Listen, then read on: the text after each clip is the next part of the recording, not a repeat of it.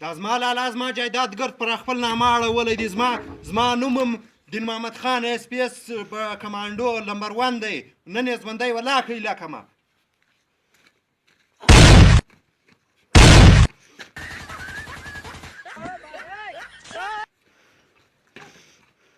هلکه څه کوې اشتکان کوې خو د زړه والونه دې ګر را بند کړه. خدای دې خوار نه کړه. اوس به دې مړ کړی وم. لالا تا دا زما جایداد ګرد په خپل نامه اړولی دی. لالا دا څنګه وروري ده؟ دا څنګه کیسه ده؟ یاره خو درځه په درېمان به کښېنو فیصله به وکړي سره جلا به سو. درځه ملک صاحب ته درځه. زه ملک صاحب نه. ملک صاحب ډېر ښه سړی دی. درځه. دغه دی ملک صاحب ناست دی. ملک صاحب جوړ ملک صاحب دغه ورور مې دی. زما جایداد یې ګرد قبضه کړی دی. یاره ملک صاحب دا مرکه خو ته راوکړه. ولې نه کوم هلکه دا مرکه ورسره وکړه. دا ورور سره ورور دی حق و حقدار ته ورکړه. خبره صحیح ده ملک صاحب خو دی سر نه خلاصې. اوس یې ټکان به راوکړل زړه یې کې راپټاو کړي مړ کړی بیا زه یې ویشتر کوم جایداد دې ما ته را معلوم دی. جنګونه مه کوئ. بس موږ واک یې ستا ملک صاحب ته دا مرکه راوکړه.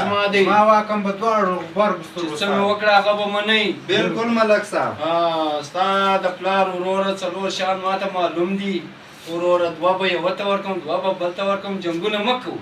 بلکل صحیح. وروره د غونډۍ وشاته غټ باغ چې دی هغه یې ستا او هغه غټ سرخان یې ستا زمری ته لا ځوان یې.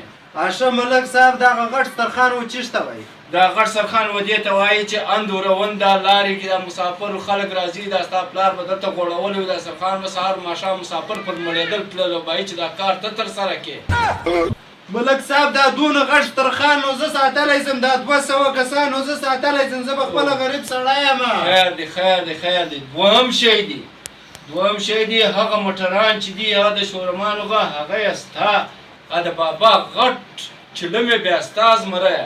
اشه دا غټ چلم بیا چیشته وایي؟ دا خو ما نه دی لیدلی. چلم و دې ته وایي چې دا پخوا خلکو به چلمانځ کوله. نسوار به ور چلمان به وه. دا چلم سیسټم دی. دا به هغه پخوانی د پلار رسم به پر ځای کوي. دا چلم به ورته ږدې. دا خلک راځي څکوي یې تباکو به زه غرق شوم. ته باز بلم ملک صاحب دا څنګه فیصله وکړله؟